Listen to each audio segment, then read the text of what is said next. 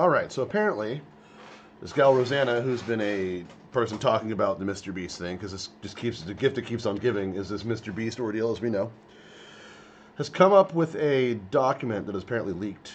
I don't know where she got it. I just know it's incredibly difficult to find on face value, and I had to search the deep, dark annals of Reddit. Just kidding, I just Google searched it, and it was like the first thing on Reddit that popped up. But it does seem to be deleted off X quite a bit, from what I could find. And a bunch of dead leaks on Reddit even that I found. And then I found the one at the top right now is functioning. That's what I downloaded. So this is a document entitled How to Succeed in a Mr. Beast Production. And we're gonna go through this together. Hi, I'm Jimmy, Mr. Beast. Obviously, I'm not saying this. I'm just repeating what I'm reading, in case you didn't know. And as the team is growing larger, I no longer get to spend as much time with everyone as I used to. The first dozen employees had unfiltered and unlimited access to me to learn as much as they could about my vision and what I wanted. Sadly, you don't have that luxury. So I thought it would be helpful to try to brain dump as much as I can into this silly little book to give new people, to help them up to speed, bring them up to speed on everything we've learned over the past decade with this channel. We've been through a lot of changes and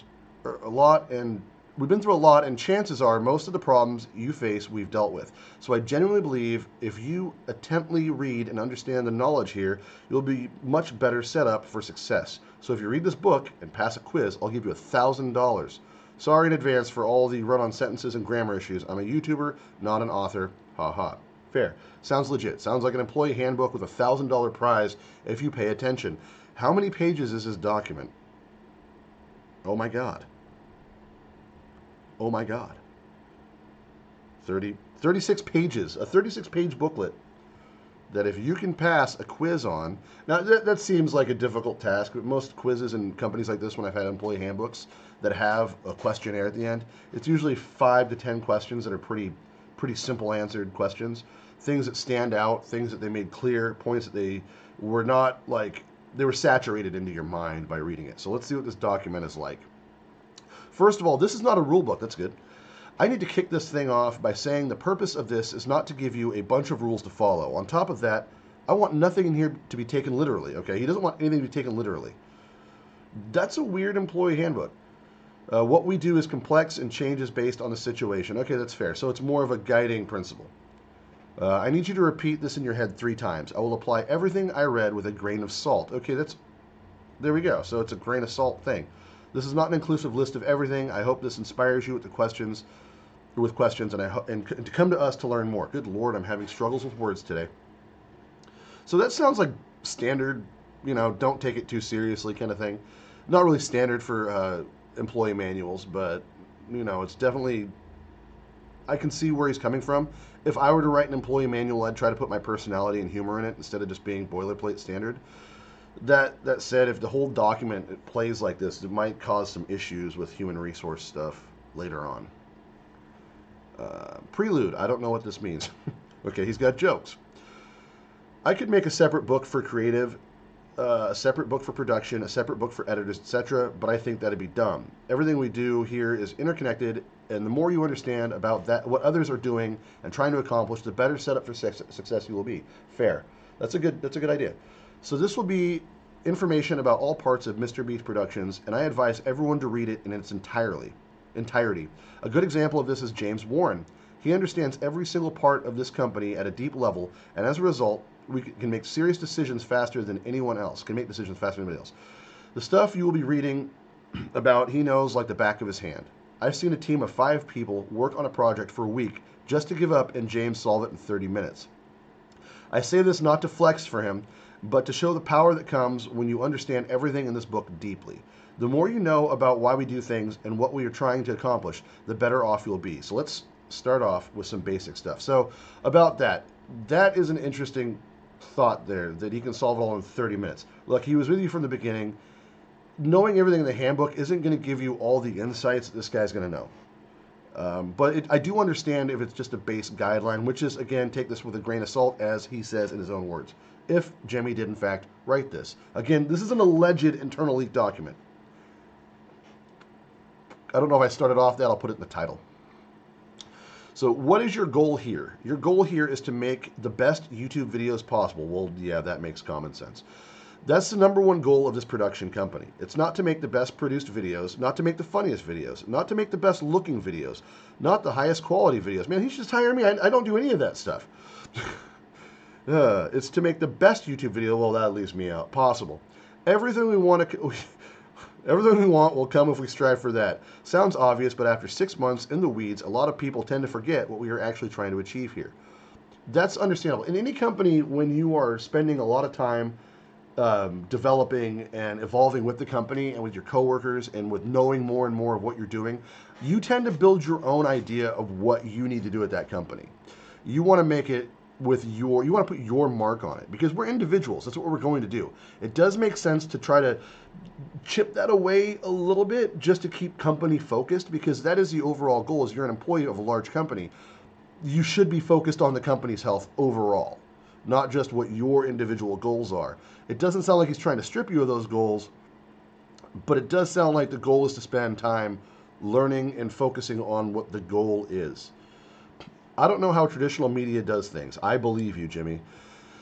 Pardon the bluntness, but this is not Hollywood. I do not want to be Hollywood. Well, you've already hired some people that would make you seem kind of Hollywood-esque. Maybe rethink that. And if that sentence is a turnoff, then you're probably at the wrong job. I genuinely mean that. YouTube is the future, and I believe that with every fiber of my body. It's going to keep growing year over year, and in 5 years, YouTube will be bigger than anyone will have ever imagined, and I want this channel to be at the top, which I think it already is. Which is why I say we are not Hollywood. 99% of movies or TV shows would flop on YouTube. I believe that. I believe that. On top of that, they'd be wildly unprofitable, have no flexibility, and long lead times that can't adapt to trends. We aren't here to make a small movie once or twice a year. I want to make one a week, LOL. Which is why you need to be nimble and produce our content our way, not the way you were taught before. If you want the highest probability of success, I beg you to learn why we do what we do at a deep level before you try to fix something. We've done countless videos and invested hundreds of thousands of hours collectively building how we do things. I know it's not perfect. We have a reason for how we do most of the stuff, and probably a decent one. Now, this is good advice from Jimmy for any career you go into, especially if you're the FNG. Because I'll tell you right now, I have worked on jobs where I've been on the job for over 10 years, and someone new comes and thinks they know a better way to do it, only to get circles worked around them by our lowest rung on the ladder, by the worst possible worker they could be outpaced by, time and time again, because they're not willing to put their ego on the spit and back shelf it and just fall in line. Because these guys have been doing this for a long time for a reason. They're the number one for a reason. So all of this makes sense on a good idea and a good piece of advice in this document, especially if you're on a new job. Keep that in mind. The old hats are there for a reason. They're still there because they know what they're doing, and they're productive, and they're able to, do what the company needs without just forcing themselves into it. Don't let your ego kick your ass is a good way to say it. The amount of hours you work is irrelevant. Now, that's not great from an employee and from a boss standpoint. Let's read what he says first. Before you get mad, that's not a good start, Jimmy.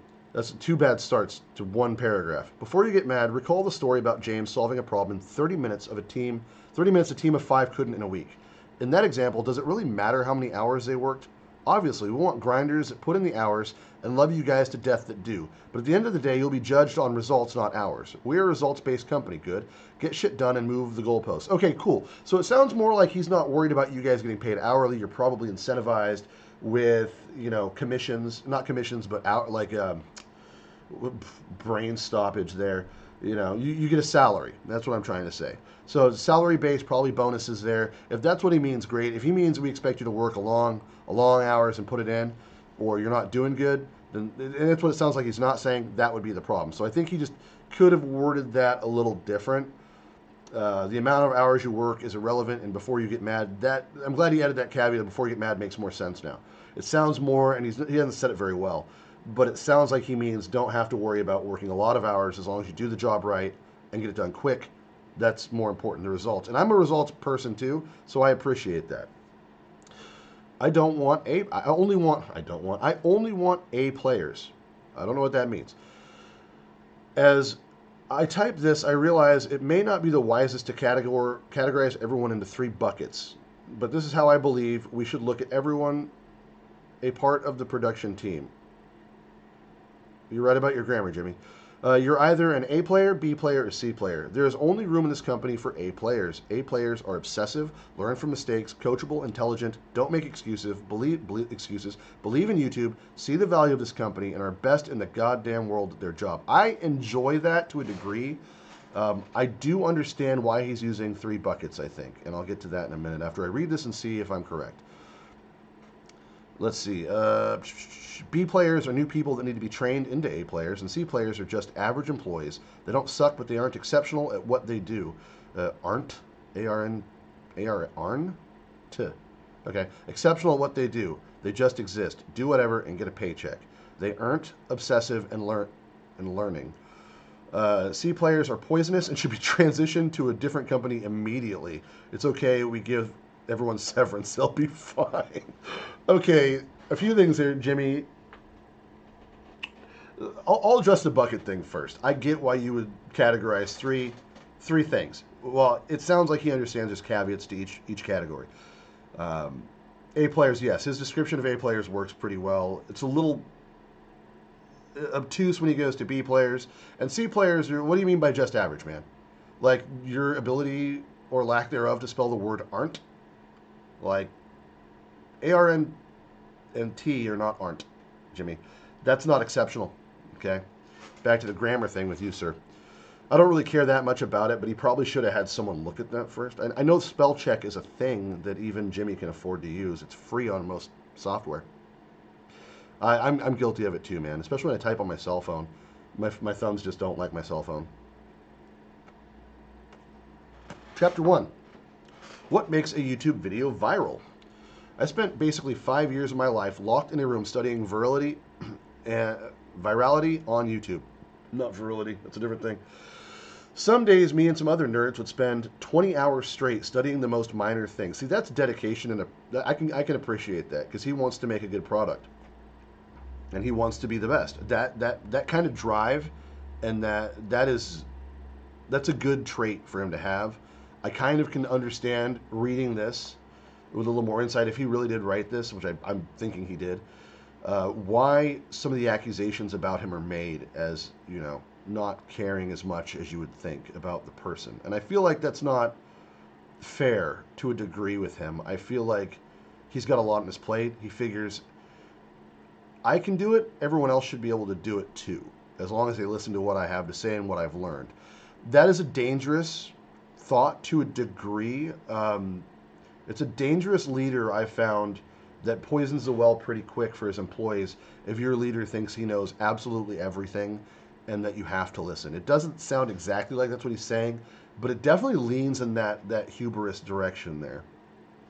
Not saying that for fact, but just reading this, it kind of comes off that way.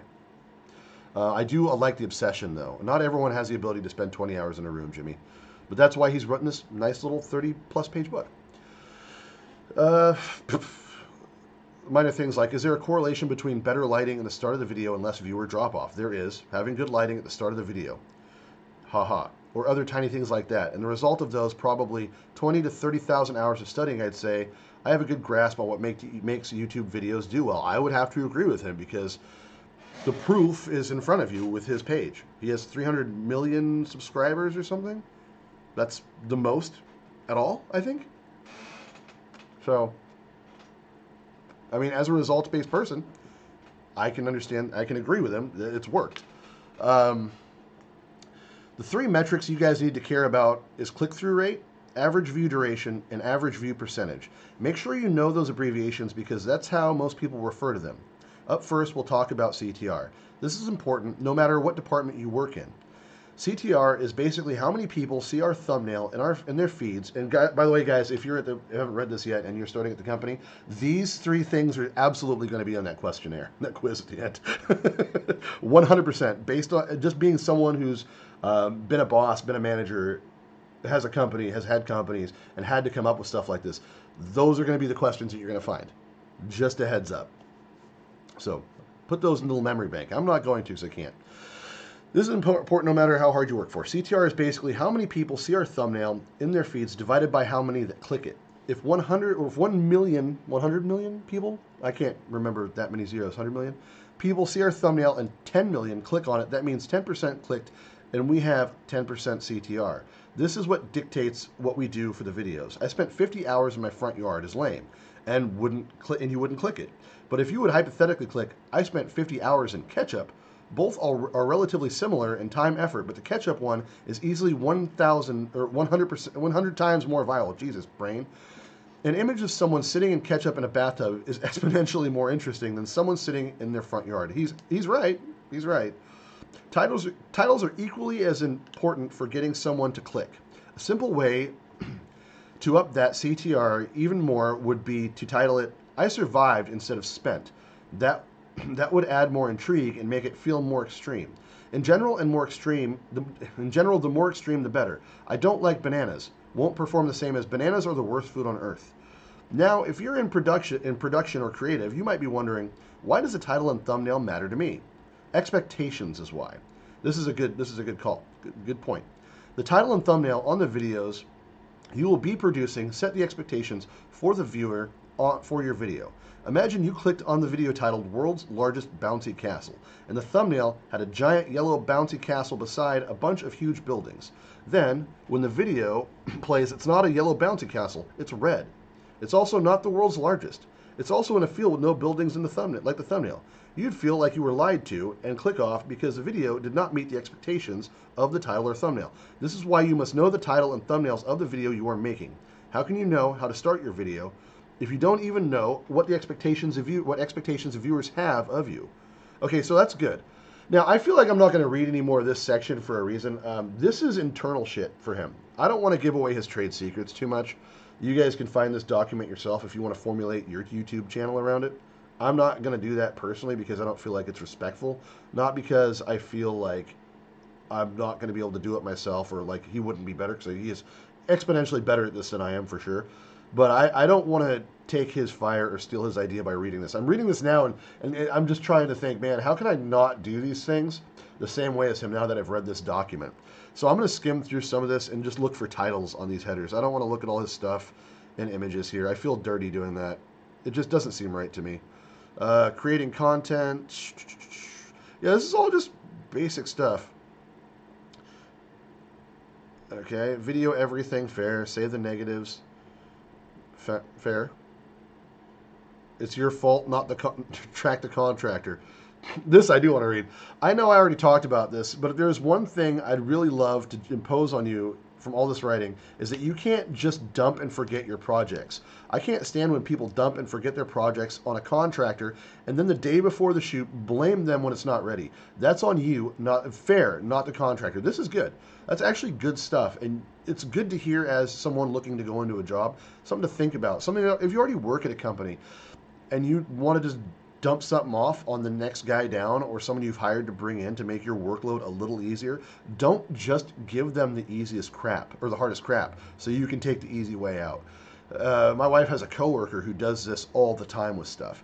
Will make my wife step down, like lower down a position, the rung on the ladder, to do this person's job because she doesn't want to do it.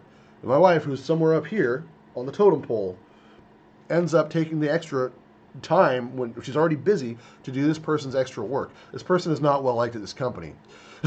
Needless to say. I can say that. I don't work there. And I didn't hear it from my wife. I hear it from everybody else that works there. So she's not on the problem for this at all, I don't think. I don't think it costs her any problems at work. Anyway, so yeah, that's good. Check in daily, receive videos in no weeks in advance. If you're fucked, not days. I like that he cusses in his memo to the company, his document to the company. I am not always right, he says. Good. Good. A little bit of humility there. So I do like that because that goes back to what he said earlier about the grain of salt. And it also goes back to the look at the people who've been at the company longer and trust them because you might not know everything. I'm glad that he's willing, because this is something I was worried about, that he's not willing to admit that he doesn't know everything. People in general should be teachable. It's one thing I tell everybody, try to be teachable because you don't know everything. If you're a boss, you should be teachable. Nothing is more frustrating than working for a company where the boss knows absolutely everything and the ship is sinking around him and he can't figure out why. And often it has to do with the boss not being willing to listen. Worked for a company where they hired a consultant. He spent tons of money to talk to the consultant. The consultant didn't talk to any of the staff, and things never changed. It got worse. So keep in mind, 10 grand on a consultant when you could just talk to your employees, the guys that are on the ground running every single day, and address their concerns, is a lot cheaper than 10 grand for a consultant that doesn't do the real work. And you get no real results. Just a heads up. So it's good for him to be that way about it. He's young and be the first to admit he's not perfect. Good. 4 channels, freebies, yeah. Get other opinions. So he does give the option, you can get other opinions. Critical components. Big thing, essentially your video. If I want to put 100 people on an island and give it away to one of them, then securing an island is a critical component. Okay, yeah, no shit. Doesn't matter how well planned the challenges of the island are, how good the weather is, etc. Without that island, there is no video. Hence, it is a critical component. Another example of a critical component would be the title and thumbnail. Remember that bouncy castle from the story from earlier? How the thumbnail had a yellow bouncy castle, but the video had a red one? The thumbnails of the video you're producing can also create critical components. A third example of a critical component would be if the creative on your team pitched me a video of 10 challenges and I said, I like the video, but mostly because of challenges 3 and 7. I'd hate the video without them. Challenge 3 and 7 are now essential to your video, and thus critical components. Critical components can come from literally anywhere, and once something you're working on is labeled as such, you treat it like your baby. Without what you're working on, we do not have a video. Good call, fair. Nothing he's saying here is really wrong or weird for a company to feel or think. I'm not seeing anything super negative when it comes to how a corporation functions. So, I mean, I did skim through a lot. Obviously, we're on page 13. I think I read like 4 pages. So maybe I'm missing some stuff. I will go back and read this in my own time. Just, you know, because I kind of want to get a better idea what people are complaining about this. I think it was that first part with the 3 buckets is probably what most people would be triggered by if you're going to be, quote, triggered by anything. And to me, again, I see why he said what he said there. The third bucket thing, bucket C, or part C, C employees, like that, that's a little rougher. Like, just to say that someone's mediocre is enough to fire them. Most people are there just to get a paycheck, man. That's it. Like, they have a family. They want to see their family. They want to feed their family. They want to pay their mortgage. They want to get IRS off their back by paying their taxes. This is what we work for. We don't just work to make the corporation we work for more profitable. I have literally quit jobs because I was making somebody else more money than I would ever make there, and I was doing more work than everybody else. And it just wasn't doing it. I'm obviously not going to talk about those jobs. I've had quite a few random jobs throughout the years that just weren't my time and effort. And when they weren't, I moved on to something better. You know, that's just how it is. Anyway, communication lines. This might be important. It's very important as a company we maintain proper communication lines, obviously. On set and off set, there's always someone responsible for everything on the video, and if multiple people are responsible for the same thing, then that's a problem. It needs to be fixed immediately. Yeah, too many chefs in the kitchen is a thing, man. You can't have everyone telling orders and everyone else holding up signs, you know what I mean? You can't have one dude digging a hole and 5 supervisors shouting down at him. It doesn't work that way. You have to have a hierarchy of order. There's a reason that we have structure in these companies.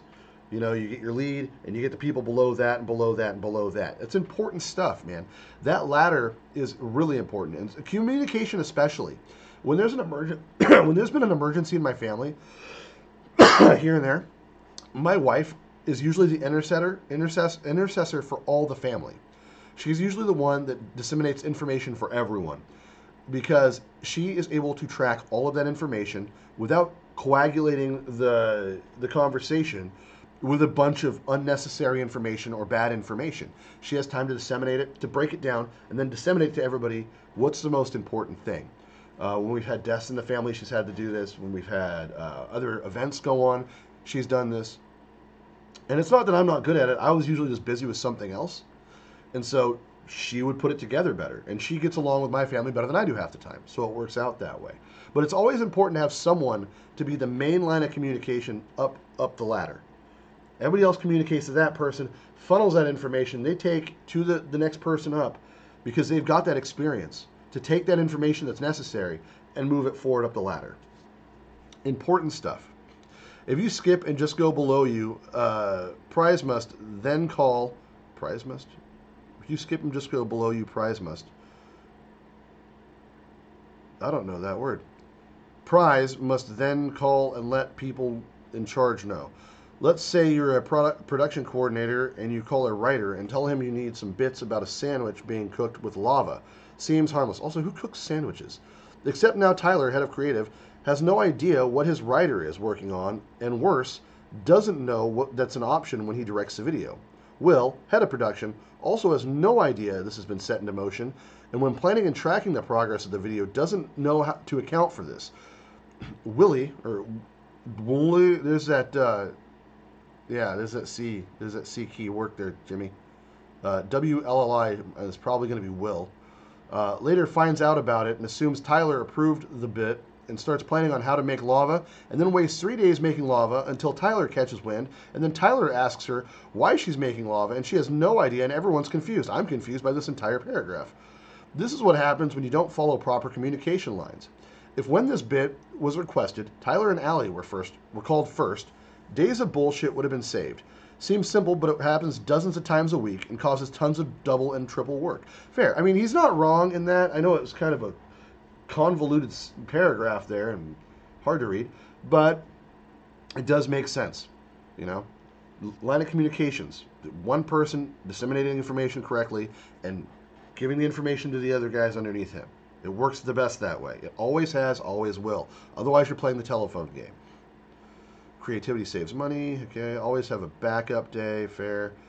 Don't take anything face value, always dig. What is this? One of the common themes you're probably seeing is accountability, and this doubles down on that. Okay, accountability is an interesting thing for him to be talking about right now. Delaware much? Don't take anything at face value. Always dig. This is particularly important when dealing with people outside the MrBeast production team. This is that document that Dogpack was talking about, I think, where it says no does not means no, probably. That's my guess. If you need 10,000, if someone says something too good to be true, find out why. If it's fishy, investigate. You need 10,000 pillows by next week, and you've called 10 pillow companies, and none have more than a few hundred in stock, but then the 11th company magically has 10,000 pillows, investigate. Are they drop shipping? Are the pillows shitty? Why the fuck does no one want your pillows? Okay, at least this is a humorous document. Push and get answers. What tends to happen is people think their job is done by finding the 10K pillows and just order them only to for us to find the problems with them when they arrive. I think it's supposed to be when they arrive, but it's too close to filming window to fix it. Do not overly trust people outside the company. Investigate and verify what they say, or it is your fault if they don't pull through. That's fair. If you're working for a company and you're dealing with an outside vendor, and the vendor comes to you making promises, and you take that to heart, and you expect that, and you've been trusted with that, to green light that vendor or not, and then they don't follow through because you did not do your due diligence, that is 100% on you as a person in charge of dealing with that vendor.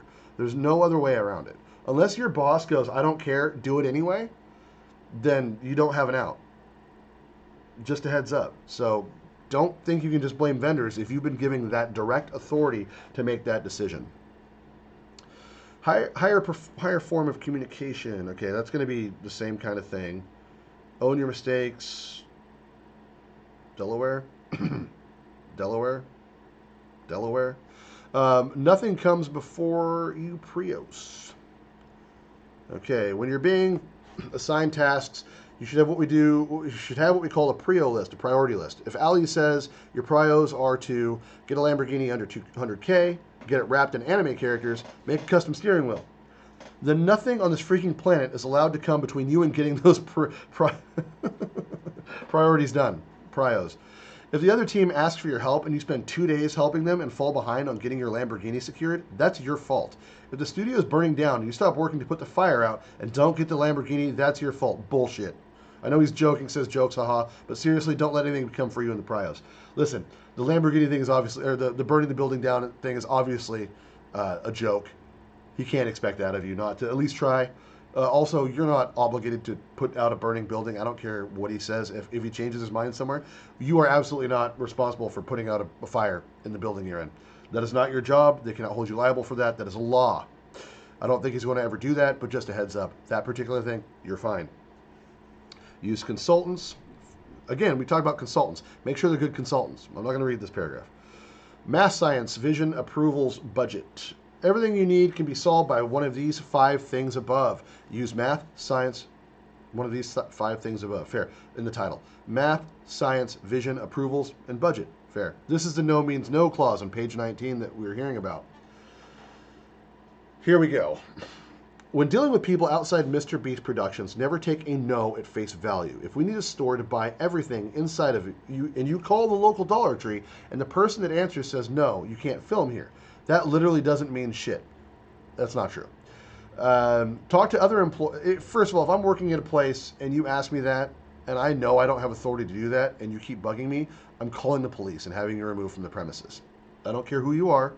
I don't care how many palms you grease. You need to go above my head. If you go above my head, that's on you. That's on the company. I'm no longer liable for that decision. If this is my business and I own it and I know that I cannot service my customers and you're a one-time buy and I will lose the rest of my business forever, you can go get fucked. I'm not going to let you buy all my shit, all my inventory out. Because I won't be able to provide for my customers. You're not going to magically resupply my inventory. It doesn't fucking work that way. That's a stupid idea. But I get where he's coming from. Because he goes into it. That's just an example. This is not literal. I know he says literally doesn't mean shit. Again, grain of salt. This is a concept and an idea he's talking about here. I don't think he actually, this is meant to be taken directly. And I think Dogpack did not mention that when he posted this. It's one gripe I'm going to have. Because he said, grain of salt. This is all supposed to be like, I don't want to use the term hyperbole, but it's more like a parable. You know, Jesus told these stories in the Bible to get a point across. And this is more of a parable of idea here. So I wouldn't read too much into this directly. I get what he's saying, though, because he goes further. Talk to other employees and see if they are fans or if they have any kids that are fans. Now, that's dirty pool, and that's not acceptable behavior. That's not okay. Try talking to their boss. That's fine. That is totally fine. Their boss's boss. Have me DM them on Twitter and try their social team, etc. That's fine. All of that's fine. Not the other coworkers, not, hey, does your coworker have kids that are fans of MrBeast? That's not cool. Don't do that. Take that out of there, Jimmy. That's going to get somebody fired. Then you're going to take somebody else's livelihood so you can make money, and then you're a dick. That's all. They might have been told never to allow this. You go above their head, and they might change their mind later on. That employee cannot make that fucking decision for you. You should not expect them to do that. That's disgusting. Don't do that. That's not a good person thing to do. I get why you're saying it, but no. I know you think no means no, Jimmy. It explains a lot about Delaware. Anyway, if after all avenues are exhausted, you're left with a no, that doesn't mean don't try other Dollar Trees because the manager of those could be huge fans and willing to bend the rules. Fine, that's on the manager's job. If you want to do that, the manager can lose his job over it. Are you going to pay his salary? If that manager doesn't think about it, he doesn't think about it. I get it. Basically, what I'm trying to convey is what we call the pushing through no. There's a lot of guys in prison for that, Jimmy.